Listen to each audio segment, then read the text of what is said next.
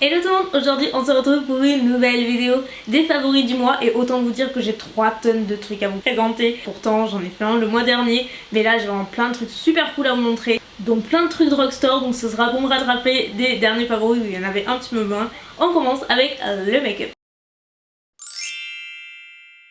Premier favori et seul fond de teint de la catégorie, c'est un fond de teint Catrice, c'est le tout premier que je teste de la marque, c'est le All Matte Plus et en fait c'est un fond de teint qui est matifiant, donc juste parfait, j'avais hâte de tester. En plus j'ai la teinte, c'est la 020 nude beige, ça va très bien, je l'ai aujourd'hui pour vous montrer un petit peu ce que ça peut donner en vrai. Ou si vous recherchez un fond de teint semi-mat qui contrôle les brillances et qui tient très bien parce qu'il a une excellente tenue, sachez que je suis ravie de celui-ci. Ça fait plusieurs fois que je l'utilise et vraiment j'ai pas nécessairement envie d'attendre plusieurs mois pour vous en parler parce que je suis très contente. En termes de tenue il tient super bien, il n'y a pas de transfert, il ne s'oxyde pas. Côté couvrance elle est assez modulable, on peut avoir quelque chose d'un petit peu plus naturel et plus vous en mettez plus vous allez avoir une couvrance j'ai envie de dire pas totale mais pas loin, sans effet cakey ou quoi que ce soit. Enfin, vraiment sur la peau je le trouve super joli et il coûte vraiment pas cher. Et c'est pas terminé. Toujours pour le teint, j'ai deux anti-cernes que j'aime trop, mais vraiment super découvertes. Je saurais pas vous dire lequel je préfère, et pourtant c'est deux marques et deux budgets hyper différents. Le premier c'est de chez MAC, donc c'est le 24h Smooth Wear Concealer NC30 pour info, c'est ma teinte chez MAC et j'ai eu un petit peu peur au début parce qu'en fait il est très jaune, mais en fait une fois blindé au fond de teint ça se voit quasiment pas, il est hyper couvrant, il n'assèche pas, il file pas dans mes ridules, il a une excellente tenue, même appliqué seul, vraiment vous pouvez absolument tout camoufler avec. Le deuxième anti-cerne dont je voulais vous présenter, que j'ai découvert il y a pas très longtemps pour le Black Friday, je voulais passer une commande sur Nabla Cosmetics. J'avais acheté plusieurs produits, je crois le mois dernier ou ce mois-ci, je sais plus, que je vous avais montré en vidéo, je voulais tester la marque et j'ai adoré. Mais à ce moment-là, il n'y avait plus l'anti-cerne et pour le Black Friday, justement, il était ressorti et c'était assez avantageux. Donc j'ai pris des petits produits que je voulais tester pour terminer un petit peu mon test. Et l'anti-cerne, vous vous en doutez, s'il est dans mes favoris, c'est qu'il est top. Alors en termes de packaging, je sais pas vous, moi ça me fait énormément penser à Tarte. Il est assez large, c'est vraiment très similaire à Tarte. Au niveau de l'embout, c'est pareil, c'est très large. Donc, enfin moi ça me dérange pas du tout, je m'en fiche un petit peu. C'est un petit peu le même style que le MAC, il est très couvrant mais en même temps très naturel. Ça fait un effet airbrush, il est un petit peu plus fin, donc il faut impérativement le poudrer sinon ça peut criser. Mais dans la mesure où vous poudrez, il n'y a vraiment aucun souci. Moi j'ai la teinte Cream Beige et donc c'est le Close-Up. Le concealer Close-Up, il est super joli vraiment. En termes de packaging, ils sont très forts. Je crois que pour le moment, de tout ce que j'ai pu acheter chez Nabla Cosmetics, j'ai pas été déçue pour le moment. On reste avec le teint et au bronzer maintenant. Toujours deux options super différentes, une drugstore, une moins drugstore. J'adore quand j'ai des alternatives comme ça à vous présenter. C'est pas toujours possible, donc quand ça l'est, c'est encore mieux. Donc là, on a d'un côté un bronzer de la marque Laura Mercier qui n'est pas nouveau du tout, que j'ai depuis pas mal de temps. J'utilise au final toujours les mêmes choses et j'ai voulu le ressortir quand j'ai fait le tri. Je suis retombée sur celui-ci et depuis j'ai utilisé tout le mois. Je le trouve hyper joli sur la peau. C'est la poudre compacte Radiance Matte qui n'est pas complètement matte parce que c'est un fini vraiment très satiné. Moi j'ai la teinte numéro 4 bronze et vous voyez que c'est en fait un bronzer bombé comme ça avec des petites particules dorées. Il n'y a pas du tout d'effet de paillettes sur la peau, enfin un hâle doré très joli. Et de l'autre côté j'ai le Butter Bronzer de la marque Physician Formula qui est aussi une marque drugstore que j'avais découvert avec les produits Nabla. Enfin c'est un petit peu la même vidéo, si ça vous intéresse j'essaierai de la mettre en barre d'infos, si j'oublie n'hésitez pas à me dire. Et c'est une pépite ce bronzer là, il porte vraiment bien son nom puisqu'on dirait vraiment du beurre. La texture c'est de la poudre mais c'est tellement crémeux, ça se fond tout de suite à la peau, c'est hyper naturel, ça sent en plus tellement bon. J'ai pensé à une odeur de monoï, de coco ou de vanille, quelque chose comme ça. Rien que pour ça, j'avoue, ça sent très bon. Amatrice d'highlighter qui envoie du steak, comme je le dis souvent. Vous allez être servis. Là, on a deux drugstores, je vais aller trop vite. Deux highlighters entièrement drugstore, donc juste faites-vous plaisir, ils sont magnifiques. Ils n'ont rien envie aux marques de luxe et aux plus grands, vraiment pas.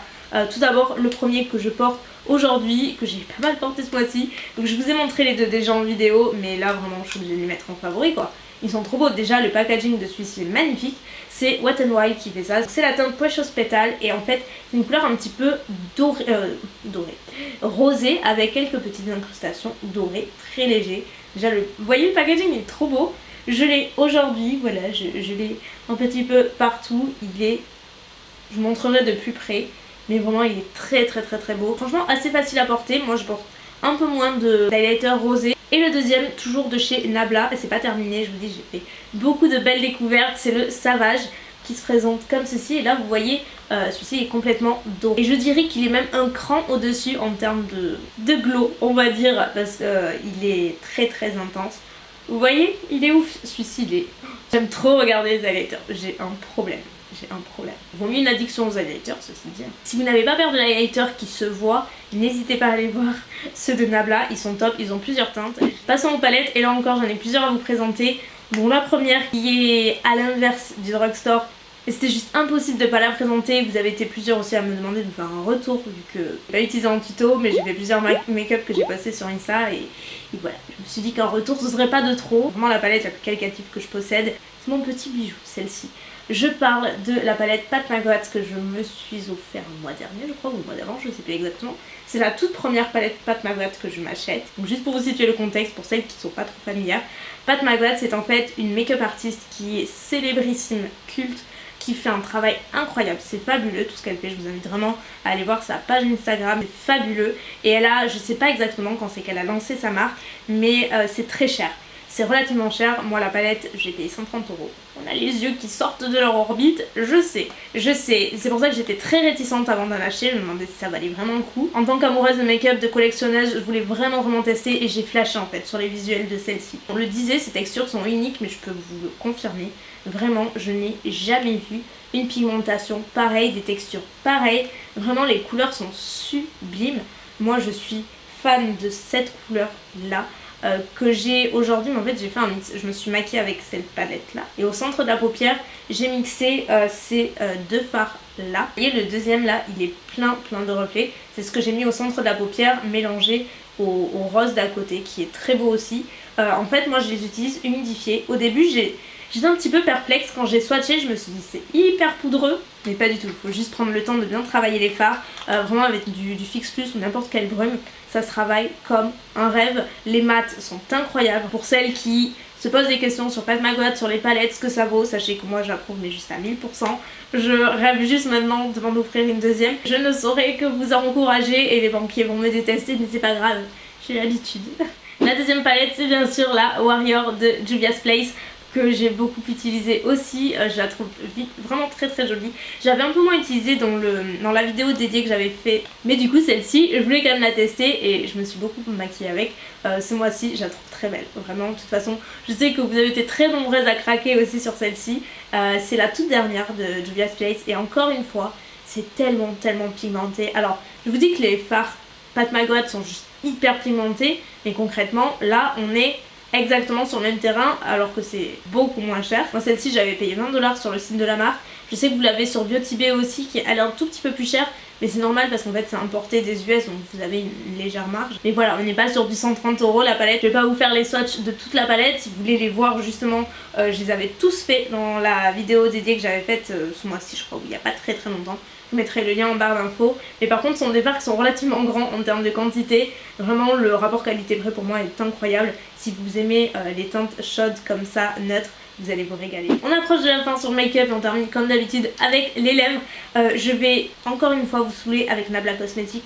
Promis, je suis pas sponsorisée, ils ne me connaissent même pas. J'ai juste beaucoup aimé leurs produits et je voulais vous mentionner leur liquid lipstick. Donc 3 teintes en l'occurrence puisque ce sont les 3 que j'ai beaucoup porté. Tout d'abord la teinte Zen qui est celle que je porte aujourd'hui. C'est une couleur neutre que j'aime beaucoup sur moi parce qu'il est pas trop rosé, il est pas trop beige, pas trop foncé, pas trop clair. Il relève juste ce qu'il faut. Celle que je préfère c'est la Coco qui est en marron foncé, très foncé. Et la troisième c'est la Unspoken et c'est un rouge bordeaux assez foncé encore une fois. En fait c'est typiquement les 3 teintes que je porte le plus durant la saison.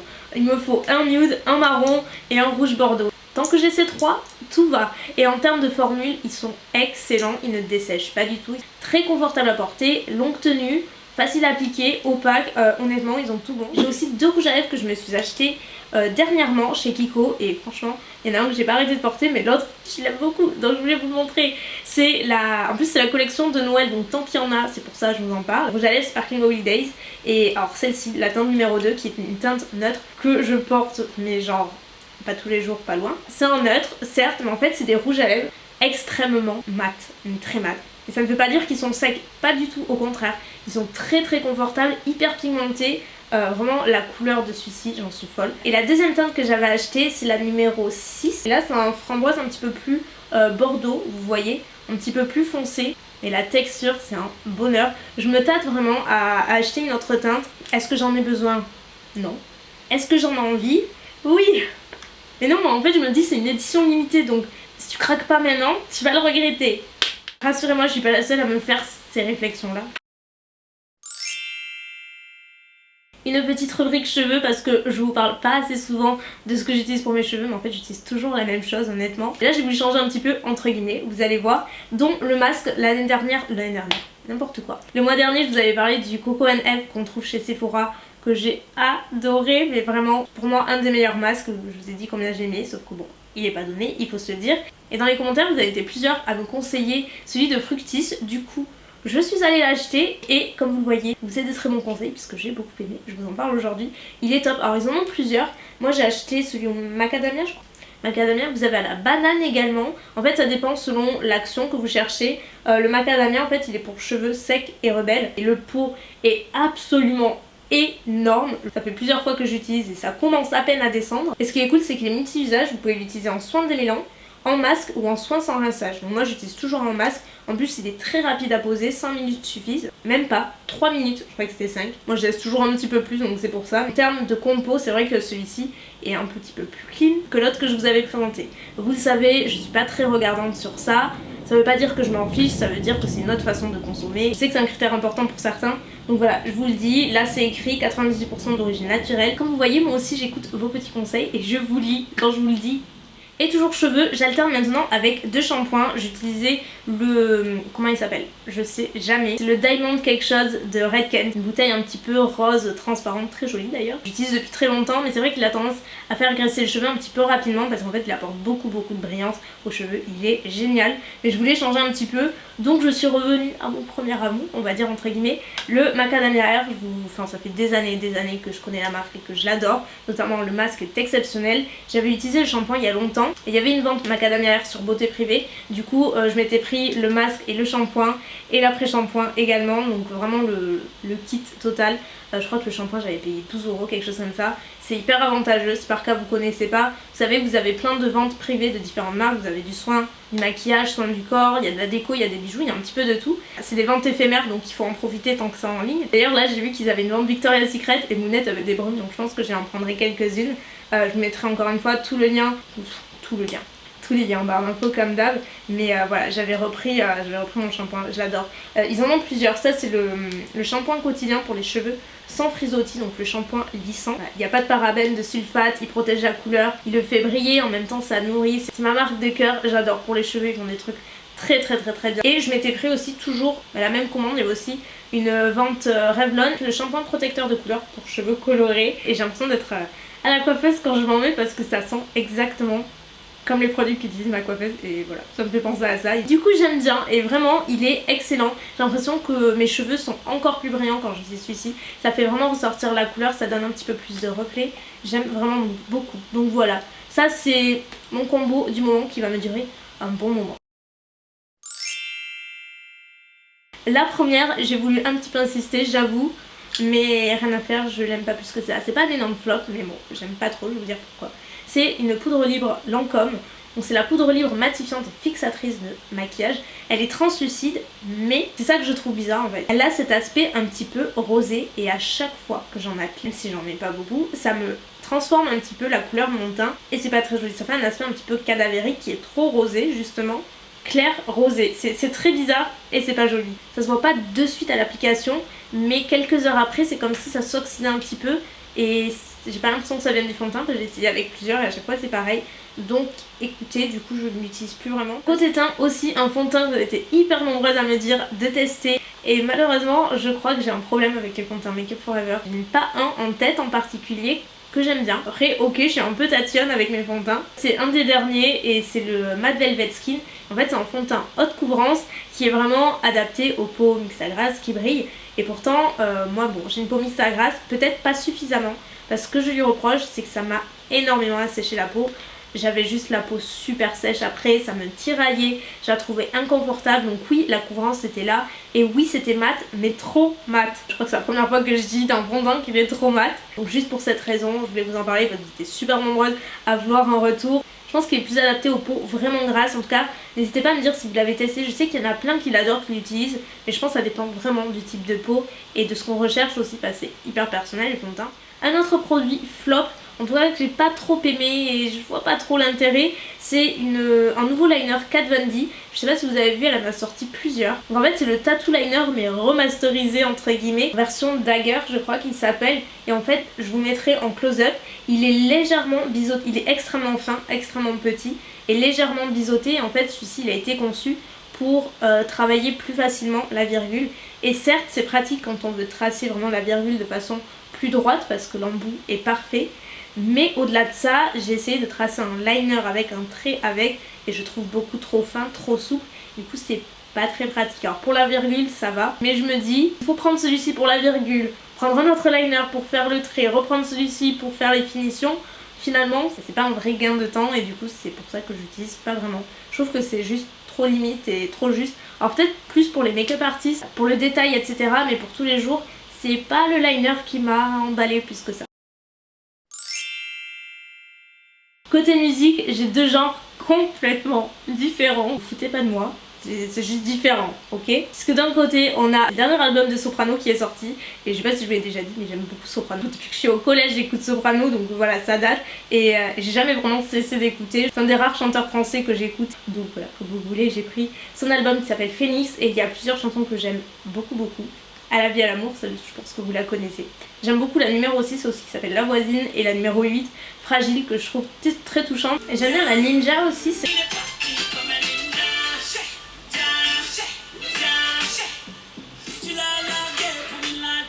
Dans la deuxième catégorie, totalement différente, forcément Noël arrive. Qui c'est qui a sorti son album de Noël? C'est John Legend bien entendu.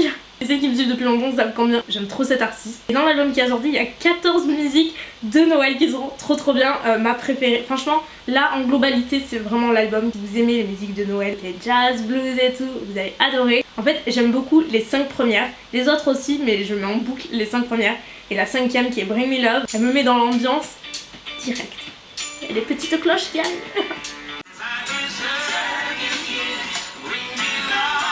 Allez Mimi, elle est blasée, vous verrez comment elle me regarde. Elle se dit tu me saoules avec ta musique.